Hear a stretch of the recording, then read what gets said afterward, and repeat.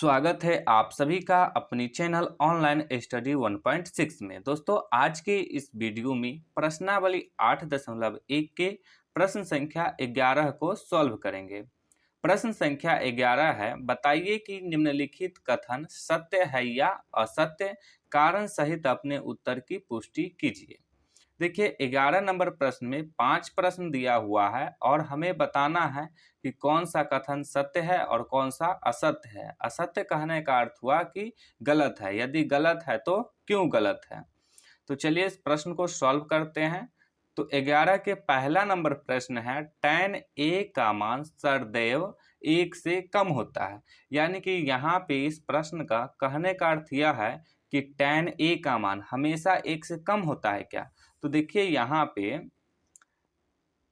tan a का मान, यानी कि यहाँ पे हम थीटा लिए भाई, तो यहाँ पे प्रश्न में a दिया हुआ है, तो tan 0 डिग्री का मान 0 होता है, tan 30 डिग्री का मान 1/√3 होता है, और tan 45 डिग्री का मान 1 होता है, और tan 60 डिग्री का मान √3 होता है, और tan 90 डिग्री का मान इन्फिनिटी होता है।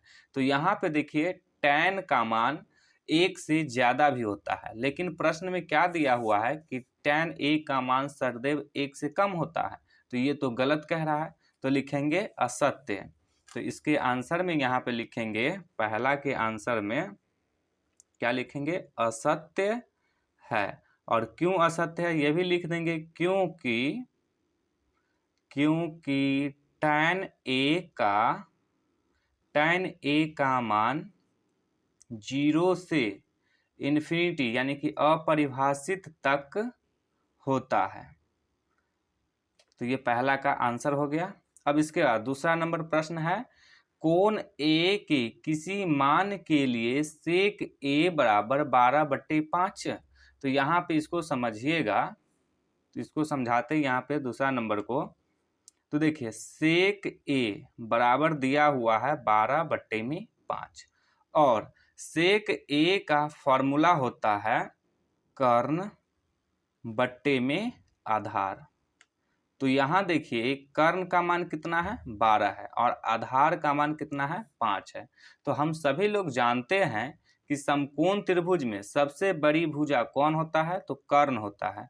और यहाँ प्रश्न में भी 12 दिया हुआ है कर्ण का मान, तो यहाँ प्रश्न में भी क्या कह रहा है कि सबसे बड़ी भुजा कौन है, तो कर्ण है। तो ये हो सकता है, तो ये कथन क्या हो जाएगा, सत्य हो जाएगा इसके आंसर में।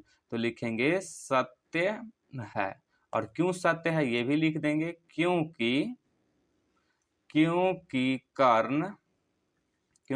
कर्ण अन्य भुजाओं से बड़ा है,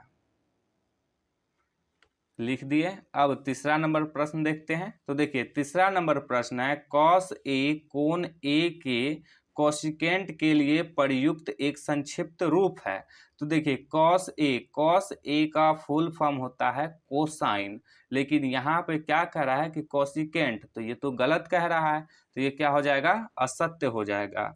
तो यहाँ पे तीसरा नंबर का आंसर लिखेंगे असत्य। क्यों असत्य है ये भी लिख देंगे, असत्य है क्योंकि cos A कोण A के कोसाइन का संक्षिप्त रूप होता है। अब इसके बाद चौथे नंबर प्रश्न देखते हैं। तो चौथा नंबर प्रश्न है, कॉट और A का गुणनफल होता है।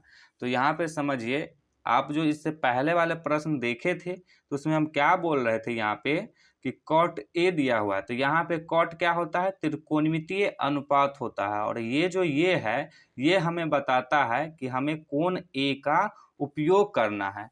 लेकिन इस प्रश्न में क्या कह रहा है कि कॉट और A का गुणनफल होता है, तो ये तो गलत कह रहा है, तो ये क्या हो जाएगा, असत्य हो जाएगा। तो इसके आंसर में लिखेंगे असत्य है, असत्य है। और क्यों असत्य है ये भी लिख देंगे, तो लिखेंगे क्योंकि कॉट A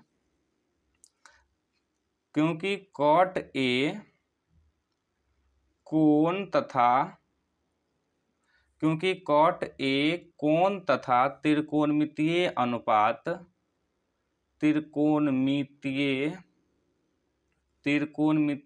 अनुपात का एक क्या है, संकेत है, एक संकेत है। अब 5वें नंबर प्रश्न को देखते हैं। तो देखिए 5वें नंबर प्रश्न में दिया हुआ है किसी भी कोण थीटा के लिए साइन थीटा बराबर 4/3। तो देखिए ये सही है या गलत है, तो इसको पहले समझिएगा। तो 5वें नंबर प्रश्न में दिया हुआ है साइन थीटा बराबर 4/3 और साइन थीटा का फॉर्मूला होता है लंब बट्टे में कर्ण। तो देखिए यहां से हमें क्या पता चल रहा है कि लंब का मान 4 है और कर्ण का मान 3 है। तो यहां देखिए दूसरे नंबर प्रश्न में इसी टाइप का प्रश्न देखे थे, तो हमेशा कर्ण क्या होता है, अन्य सभी भुजाओं से बड़ा होता है, लेकिन इस प्रश्न में कर्ण जो है ये लंब से छोटा दिया हुआ है। तो क्या ये सही दिया हुआ है? तो नहीं, यह गलत है। तो ये क्या हो जाएगा, असत्य हो जाएगा। तो अब लिखेंगे असत्य। क्यों असत्य है ये भी लिख देंगे, असत्य है। कारण भी लिखेंगे इसका, क्योंकि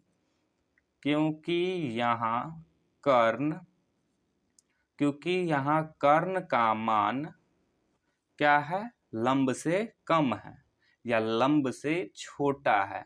तो इसीलिए ये 5वां नंबर प्रश्न जो है ये क्या है, असत्य है। तो उम्मीद है कि आप लोगों को ये सभी प्रश्न समझ में आ गया होगा। यदि समझ में आ गया हो तो इस वीडियो को लाइक कीजिएगा और चैनल को सब्सक्राइब जरूर कीजिएगा।